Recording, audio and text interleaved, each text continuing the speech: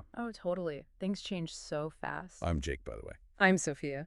And the way tactics evolve, well, it's mind-blowing. But one of the biggest, most talked about changes has to be the rise of the inverted winger. It's everywhere you look. Seriously. Is this like a secret weapon, the key to unlocking attacks in the modern game? Or are we looking at a bunch of hidden weaknesses just waiting for a clever manager to exploit? That's what we're diving into today. The inverted winger. Tactical revolution. Or ticking time bomb. Okay, so for anyone who's been following the game for a while now, you know exactly what we're talking about. You see a forward, right-footed, but they're starting on the left wing. Yep, that classic cut inside. Ready to unleash that shot with their stronger foot. It's like the opposite of those old-school wingers, the ones glued to the touchline. Whooping in those crosses. With their natural foot. These days, it's inverted all the way. It really is a huge trend. So we're not just going to describe what's happening, right? Definitely not. We're going to break it down. Why is this so popular? What are the real advantages? And what are the downsides, the potential risks that maybe people aren't seeing yet? Okay, let's rewind for a sec. Early 2000s, football, wing play. What comes to mind? 4-4-2 for sure. Yeah, classic 4-4-2s, wingers with crazy speed, hugging that touchline, delivering crosses like it's their job. Which it kind of was. Exactly. But we looked at the trends, and things have shifted big time. Formations like the 4-3-3, the 4-2-3-1, they changed the game. Now you've got attacking fullbacks. They're the ones providing the width. Which means the wingers can drift inside. Exactly. And that's the whole point, right? The inverted winger. They're not just a winger anymore. They're like a hybrid. Part winger, part striker. Making those diagonal runs towards goal. So dangerous. And the key is that unexpected positioning. Right foot, left wing, left foot, right wing. It's all about cutting inside and using that dominant foot. You know, it feels super modern, this whole tactic. Yeah. But it's not totally new. We did some digging. And it turns out, way back in the 1920s, coaches were already experimenting with this kind of thing. People always think everything is brand new. You know, right? But often, it's just a twist on an old idea. Herbert Chapman, remember him? Of course. His Huddersfield Town team. They were doing something similar. Way back then.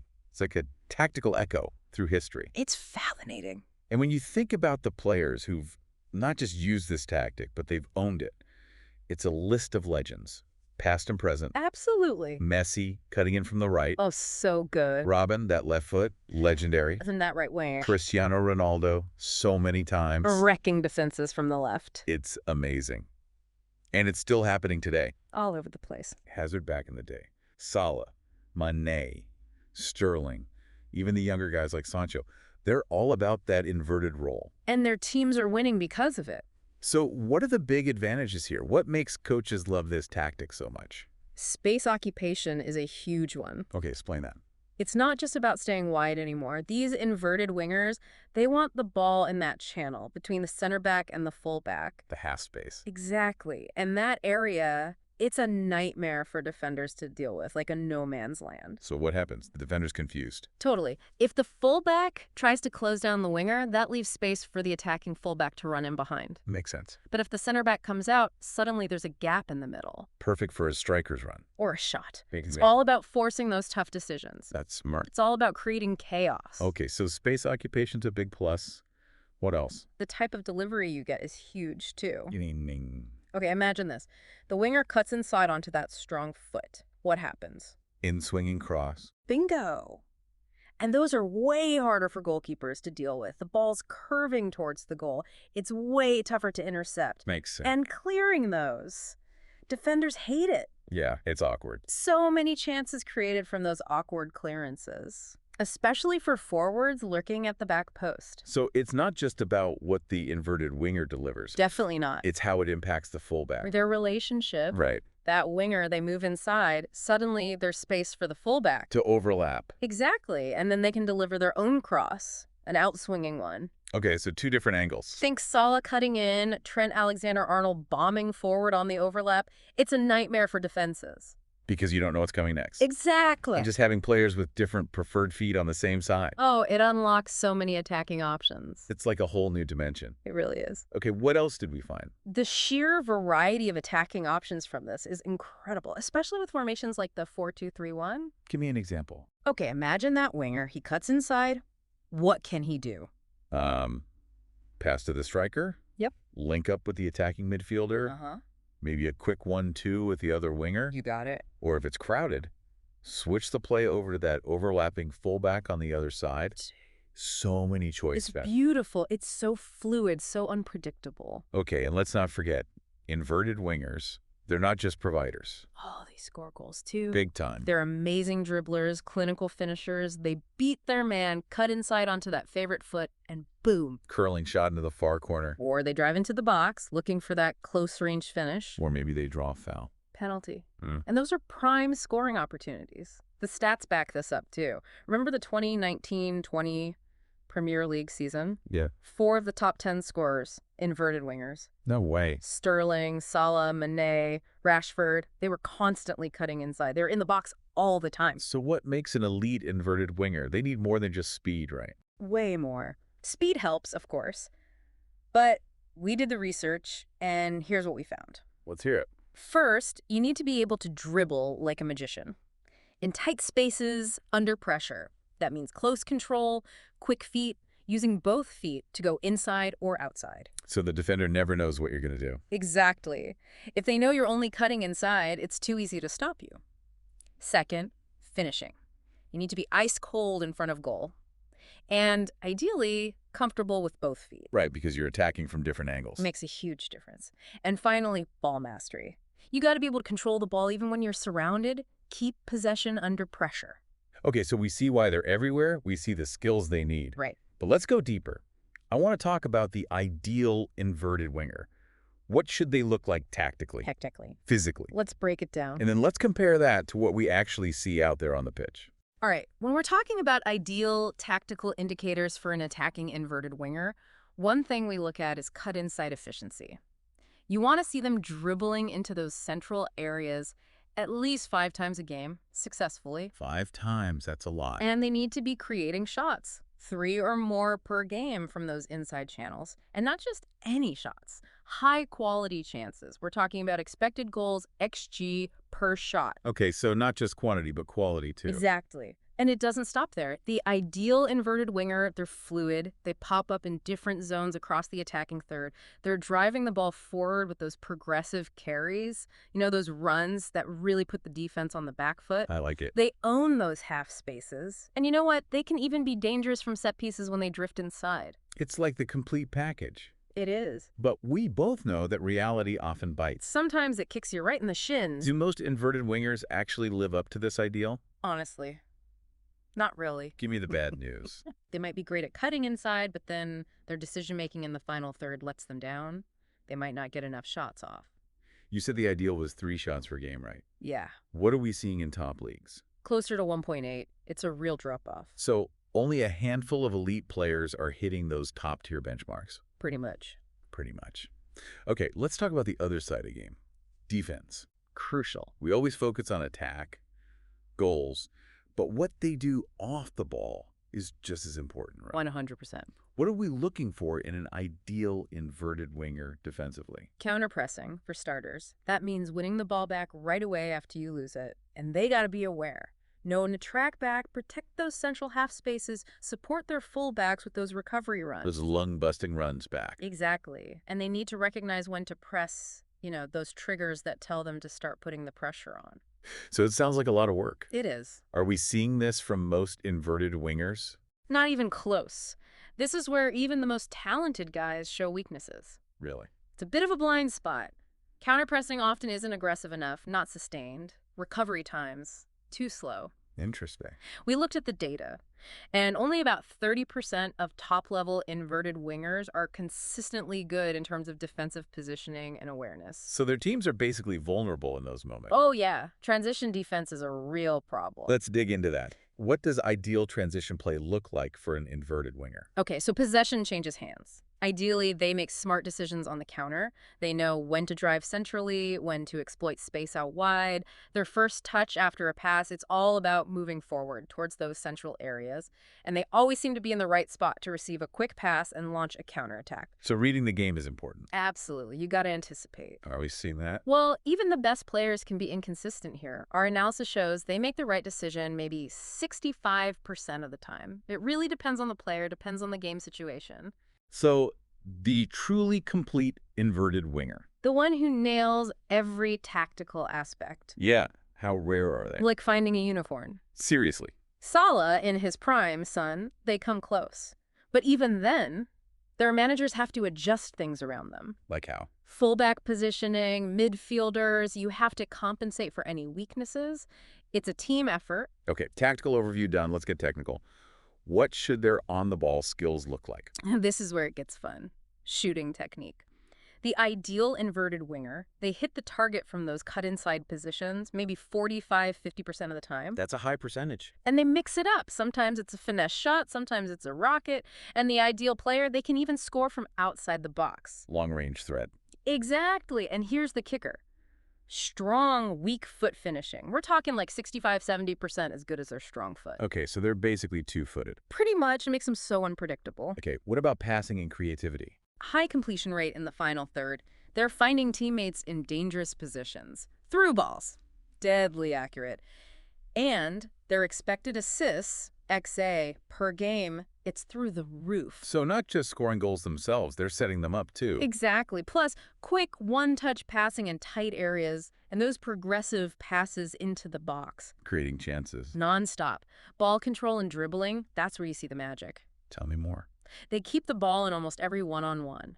Their first touch, it's deliberate. They create space for themselves, high dribble success rate, and they hardly ever lose the ball in the final third, even under pressure. This sounds like a perfect player. It's the dream. But how does the dream compare to reality? Not so dreamy, I'm afraid. Okay, hit me with the stats. Those long-range shots, conversion rate is lower than we want, overall accuracy, not quite there. What about that weak foot? Yeah, it's usually not as effective. So they become predictable. Exactly. Defenders can force them onto that weaker side. And you know what? Even the top guys, their technique can be up and down. Some games they're amazing, some games they're off. Inconsistency. It's part of the game. And decision-making speed in those crucial moments. Near the opponent's goal. Exactly. Most players are just a little too slow compared to the elite. So they need to be faster. Quicker thinking. Okay, so finding a player who's technically brilliant in every area is hard. It's like searching for a needle in a haystack. Which is probably why those players are so expensive. Billion-dollar players, literally. All right, final category. Physical attributes. What kind of engine does an inverted winger need? Powerful engine. Break it down for me. Speed and acceleration. They need to explode off the mark, get past defenders in a flash, hit top speed to get in behind, and do it again and again. Repeated sprints all game long, and they gotta change direction quickly. In and out, like a flash. Exactly. Endurance is massive, too. They cover a ton of ground, high-intensity runs all over the pitch, recovery needs to be fast, and they got to keep going even when they're tired, even late in the game. So they need stamina, but also a really strong mental game. Oh, yeah, that's huge. And physically, they need to be robust. They're taking hits, they need balance to stay on their feet, and ideally, injury resistant. That's a lot to ask. It is. Strong legs for power and stability, and they need to recover fast between games so they can play every week. Are most players kicking all these boxes? It's a mixed bag, honestly. Top speed, a lot of them have it. But can they do it over and over again? Not so much. It's that repeated effort. Exactly. We see a lot of players slowing down in the second half. And what's interesting is there's a lot of variation. Some top wingers, they're not the fastest. So how do they succeed? Amazing technique, smart positioning, that can make up for it. But those cutting movements, Tough on the body. brutal. Our data shows that inverted wingers, they get more knee and ankle injuries than players in central positions. Makes sense, all those twists and turns. And the demands are higher than ever. So many more sprints now compared to even 10 years ago. So what's the key? Finding that balance. Pushing hard when you need to, but also being smart. Saving energy when you can. It's like they need physical intelligence. Exactly. Okay, so we've looked at the tactical, technical, and physical side of things. The ideal, the reality. Right. Now let's get into the tactics, the strategies. How are teams using this data? And what are some of the big debates about inverted wingers? We know clubs are obsessed with data these days. Obsessed is an understatement. So are they using this data to make decisions about inverted wingers? Oh, absolutely. Recruitment, for example, we saw Man City needed a right-footed winger. Right. They went for Doku. The stats showed he was a dribbling machine. Exactly. Unbelievable acceleration, his finishing, not as good as some other players, but City didn't care. They wanted that one-on-one ability. That was the key metric for them. And then you look at Arsenal, signing Trossard, they were all over his data. Goals, assists, from all over the attacking The third. really consistent XG contribution. Didn't matter if he was out wide or central, he was creating chances. Yeah. So valuable, so versatile.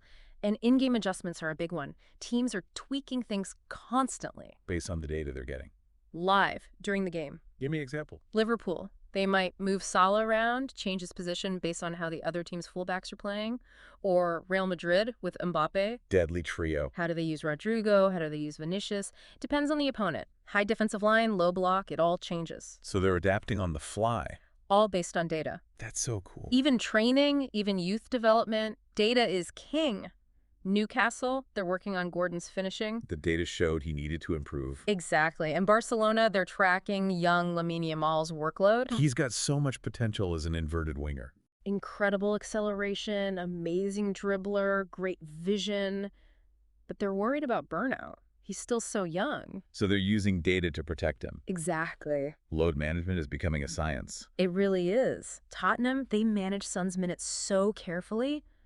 Bayer Leverkusen do the same with Wirtz. All based on data. Sprint capacity, recovery metrics. It's crazy how advanced it's become. It's not just gut feeling anymore. It's all about the numbers. But there's a catch. Always a catch. We've talked about the good stuff, but there are weaknesses too.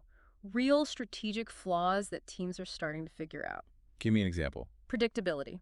Okay, meaning? Defenders are getting wise to these inverted wingers. They know they're going to cut inside, so they're setting traps, double teaming, closing down those spaces. So what used to be surprising is now expected. Exactly. That's a problem. And look at the numbers. Dribble success rate from inverted positions? It's not as Not as effective as it used to be. And another issue, too many players in the middle. Congestion. Yep.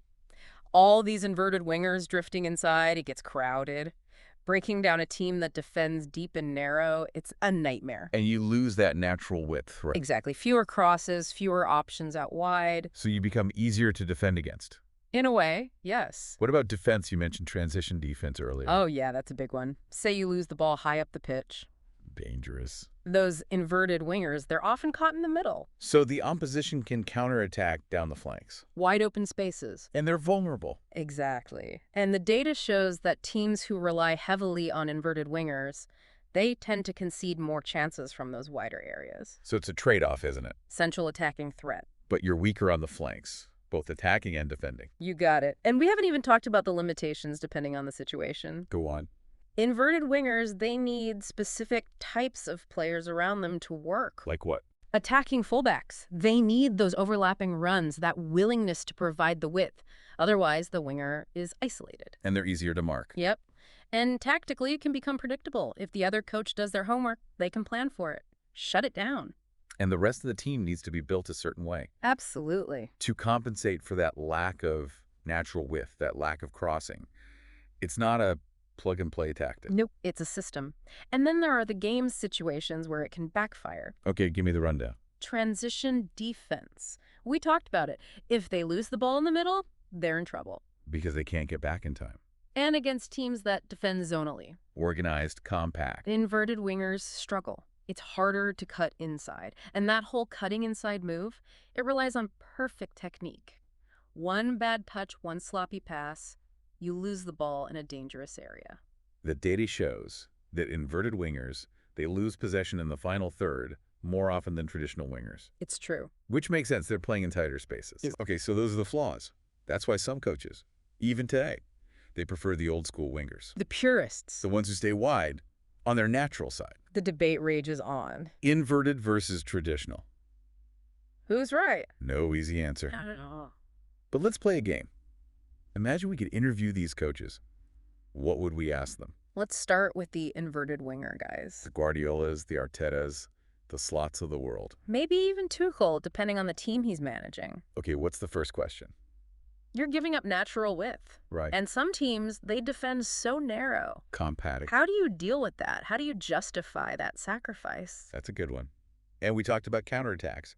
Teams scoring from wide areas. You could ask, we've seen your teams concede goals like this. Is that because your wingers are in the middle when you lose possession?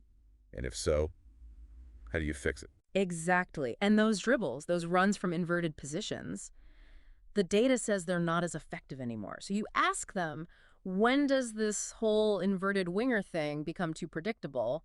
When does it stop working? And you have to build your whole team around these inverted wingers. You need those attacking fullbacks. You need the right midfielders. You could ask, doesn't that make your system too rigid? What if you need to change things up? Another good one. And you have to think about the development of those wingers. Are they becoming one-dimensional, only cutting inside, never going around the outside? What about those traditional crosses? Fair point. And all those players in the middle? More pressure, less space, quicker decisions. Does that lead to more turnovers in dangerous areas? So many things to think about. Okay, now let's switch sides. The traditional winger coaches. The Simeones, the Contes, maybe Maresca, maybe even Mourinho when he's feeling defensive. The first question for them is simple. Lay it on me. Inverted wingers score goals. Lots of them. We've seen the stats. So why stick with the old ways? Why give up those goals? That's a good starting point. And the game is changing. More fluidity, more interplay in the middle. So you could ask, aren't you worried about getting left behind? Don't you think traditional wingers are becoming outdated? I might say no. Of course. But you could press them on it. Defensively, those traditional wingers, they're supposed to offer better cover out wide. But the data shows they sometimes struggle with the intensity of modern pressing. They don't always track back. What do you do about that? That's a good challenge. And if your wingers aren't scoring as much, that puts all the pressure on your striker. Isn't your attack too predictable then? Too easy to stop? Makes sense. And all those crosses, the data says they're not very efficient. Why keep doing something that doesn't work that well? Especially when inverted wingers are creating better chances. Right. And fullbacks these days, they're attacking threats. They're basically wingers themselves. So do traditional wingers end up spending too much time defending? Do they even have the energy to attack? So many good questions. It really highlights the differences in philosophy. It's fascinating. Okay, so we've grilled both sides. Time for some cross-examination. Love it. Here's one. What would make you change your mind? What kind of game situation, what kind of opponent would make you switch from your preferred style to the other one? Or we've seen coaches like Ancelotti use a hybrid approach. Wingers can be traditional, they can be inverted depending on the situation. Why not be more flexible? Interesting. And how do you think your approach, whether it's traditional or inverted, how does that affect young players? How does it shape their development? Great points. And in this age of data, what kind of stats would make you reconsider your whole philosophy? What would it take to change your mind? That's the ultimate question. And finally, the big one, inverted wingers, is this a permanent change? Or is it just a trend that will fade away? Will something new come along? So many questions. Not enough answers. So back to the original question. Inverted wingers? Tactical revolution or hidden flaw? I don't think there's a clear answer. We'd be keen to hear your perspectives on this fascinating challenge. Subscribe to the AI GOAT podcast for more epic soccer deep dives. Thanks for tuning in.